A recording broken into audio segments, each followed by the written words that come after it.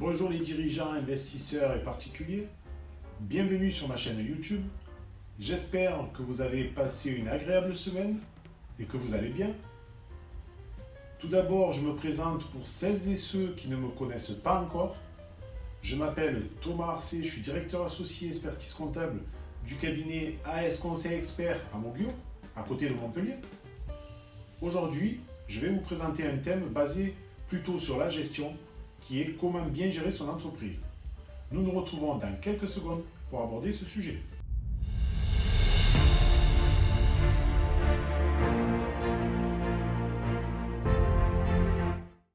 Je suis ravi de vous retrouver pour vous parler du thème de comment bien gérer son entreprise.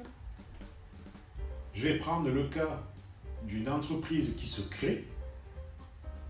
Donc, quand on crée une entreprise, et on va prendre aussi une activité d'achat-revente.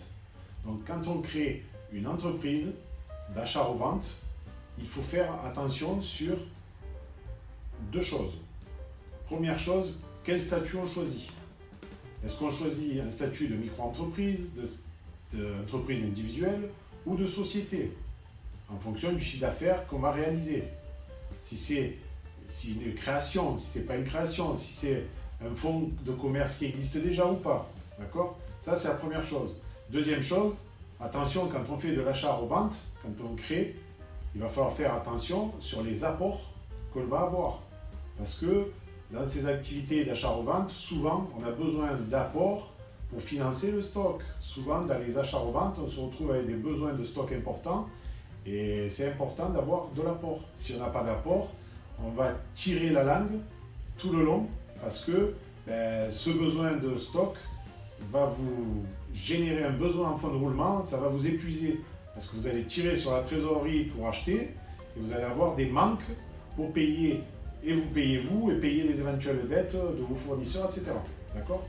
Donc faites très attention quand vous démarrez une activité d'achat-revente de bien prendre en considération ces deux particularités. Après, une fois que vous avez choisi votre statut, on va prendre un exemple, vous créez une société commerciale, je vais prendre une SAS par exemple, une SASU, vous êtes seul, associé, vous créez une SASU, vous rachetez un fonds de commerce, vous passez par le biais de la banque, vous rachetez vous empruntez, vous avez un apport pour le fonds, vous empruntez, là c'est pareil, ça va être les mêmes problématiques, si on est dans un achat de fonds, ça va être la même problématique que le stock.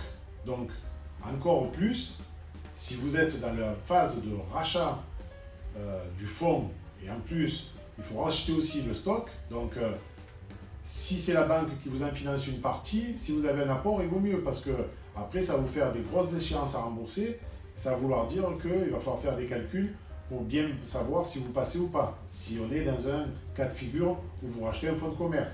Si vous êtes dans le cas de figure de la création, on va rester sur la partie du besoin du stock. D'accord? Donc ça va être la première chose. Donc après, on va regarder la marge commerciale.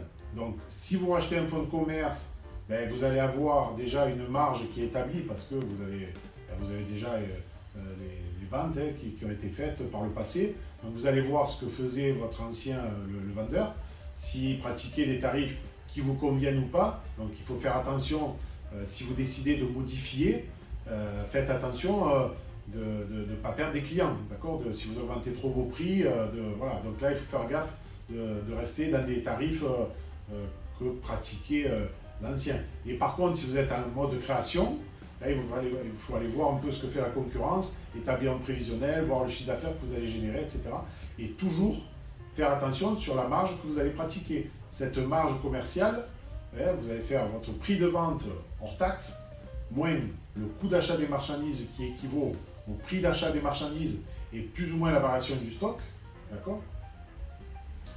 Que cette marge puisse vous permettre de couvrir tous les frais fixes et tous les frais variables, afin qu'à la fin d'année, il vous reste au moins un bénéfice, c'est-à-dire que vous ayez au moins un seuil de rentabilité à zéro, que vous ne perdiez pas de l'argent, d'accord? Donc ça c'est très important. Et pour ça, il vous faut prendre avis d'un conseil et aller voir un bon conseil qui vous fasse un calcul si vous êtes dans que ce soit les deux cas de figure, en rachat de fonds de commerce ou en création, ben, vous allez faire appel à un bon conseil pour qu'il vous fasse un prévisionnel, voir si l'activité vous permet de, en remboursant, si vous êtes en rachat de fonds, en remboursant le prêt qui va financer le fonds de commerce et une partie du stock peut-être, mais les banquiers vont quand même vous demander un apport. Et si vous êtes dans la cas de figure que vous faites une création, votre conseil va faire un prévisionnel, voir si le chiffre d'affaires sur lequel avec une étude de marketing, ce chiffre d'affaires va vous permettre, avec la marge que vous allez pratiquer, de couvrir tous les frais ou pas. Voilà. Donc ça, faites attention de bien établir ce prévisionnel pour savoir si votre activité va être rentable ou pas, déjà. Et après, sur la vie de l'entreprise, donc là c'est pareil, si vous êtes en création, après essayez de trouver des endroits, vous savez, il y a des zones qui peuvent vous défiscaliser un peu. Il faut faire attention à ça aussi, si ça peut être bénéfique, mais bon, quand vous êtes dans des villes où il y a du commerce, si je prends le cas de Montpellier, vous n'aurez aucune exonération fiscale par exemple. Voilà. Donc là, il faut faire attention de bien gérer l'entreprise pour pouvoir essayer de développer votre chiffre d'affaires, pour pouvoir en vivre correctement.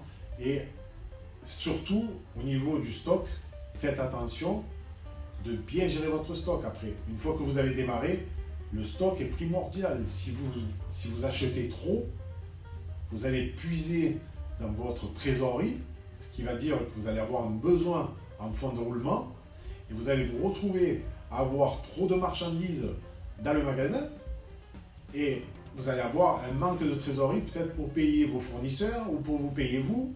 Donc ça, c'est quelque chose que peu importe que vous soyez en rachat de fonds de commerce ou en création, le stock, c'est une gestion à faire très attention. Il faut gérer très très bien ses stocks. Des fois, il vaut mieux perdre des ventes que de trop stocker, parce que derrière, ça vous bouffe votre marge. D'accord? Donc faites attention. Et après, comment bien gérer son entreprise? Il faut faire attention à ce qui se passe au niveau de la concurrence, d'accord?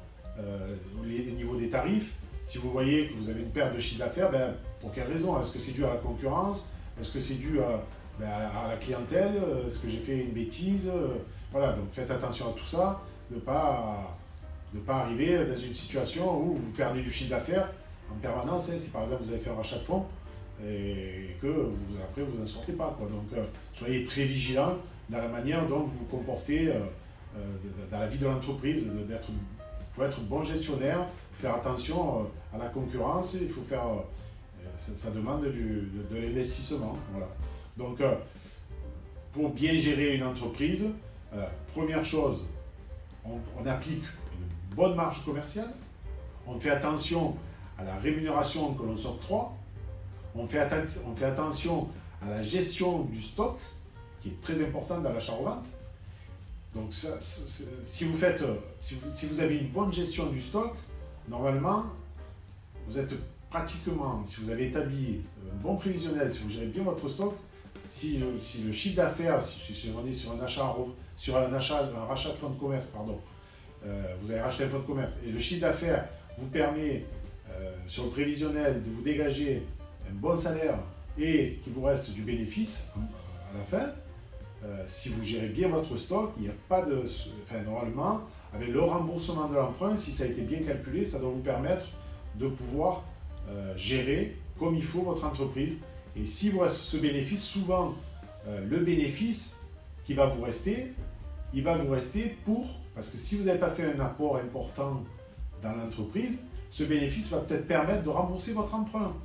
Souvent, c'est le cas comme ça. Donc, si on a par exemple un bénéfice de 40 000 euros et que vous avez un remboursement d'emprunt de 2 000 euros par mois, peut-être que ces 40 000 euros vont vous permettre, et c'est souvent le cas, souvent on arrive dans des situations comme ça, ces 40 000 euros, on va payer l'impôt société, on va dire qu'on est à 6 000 euros d'impôt société, il va en rester 34 000, et ces 34 000 euros vont vous permettre de rembourser vos 24 000 euros d'emprunt si vous êtes sur un 2 000 euros par mois. Donc, voilà, donc vous voyez, une bonne gestion d'entreprise, ça passe par là. Si on est sur un rachat de fonds, après, si on est sur un rachat de fonds de commerce, si on est sur une création, on n'aura pas cette problématique-là parce que on se crée, on n'a pas de remboursement d'emprunt parce que il n'y a pas de rachat de fonds de commerce. Donc Peut-être que vous allez emprunter un petit peu pour financer le stock, mais ça ne va pas être des grosses sommes, ça dépend de l'activité. C'est sûr que si on parle d'une pharmacie, oui, pharmacie, c'est un gros besoin de stock, là, oui, on est sur les grosses sommes. Bon, si vous êtes sur une boutique de prêt-à-porter, ça va être une somme de 10 000, 15 000 euros, je ne sais pas, peu importe, dans ces eaux-là. Mais voilà, vous n'allez pas être dans un gros besoin, d'accord? Donc, faites attention, quand vous démarrez votre activité, soit sous forme de rachat de fonds de commerce, ou soit de création, de bien gérer votre entreprise, de ne pas faire de bêtises, surtout les stocks, d'être très rigoureux. Hein, donc ne partez pas, ne vous enflammez pas à dire ouais j'ai de la trésorerie, voilà. N'hésitez pas à appeler votre comptable et lui demander des conseils au fil du temps. Aussi, il ne faut pas hésiter pour qu'il vous aiguille, il vous dise ça c'est bien, ça c'est pas bien, et voilà. Donc vous avez besoin de conseils et ça c'est votre conseil, le conseil que vous avez pris, l'expert comptable, à lui de vous donner les bons tuyaux pour que votre entreprise soit viable et qu'elle continue à fructifier. Et si vous avez du résultat, si vous avez du bénéfice, surtout les premières années, donc déjà la première année on ne peut pas distribuer, si vous êtes en société on ne distribue pas de dividendes la première année, mais surtout pensez à faire des réserves. Pourquoi des réserves? Parce que c'est important aussi, dans la bonne gestion, c'est je fais des réserves. Moi, je préconise les 2-3 premières années, s'il y a du résultat, je les mets toujours en réserve pour faire face aux éventuelles difficultés qui peuvent venir par le futur. Vous savez, dans la vie, vous voyez ce qu'on vit, les problématiques qu'on a dans le monde, on ne sait pas, hein, on a une crise, on a eu le Covid, voilà. Donc si on a des réserves, on peut faire face à ces problématiques qui, pendant quelques temps, on n'a pas les moyens de se rémunérer, on va piocher un peu dans les réserves. Voilà, donc ça c'est quelque chose d'important, d'accord? J'espère vous avoir apporté les précisions nécessaires pour comment bien gérer votre entreprise. Je vous prie de bien vouloir liker en appuyant sur le pouce, de bien vouloir activer la cloche pour recevoir les notifications. Si vous avez des questions, n'hésitez pas à me poser dans la zone des commentaires. J'espère que vous allez passer une agréable semaine. Prenez soin de vous. Je vous dis à mercredi prochain et au revoir.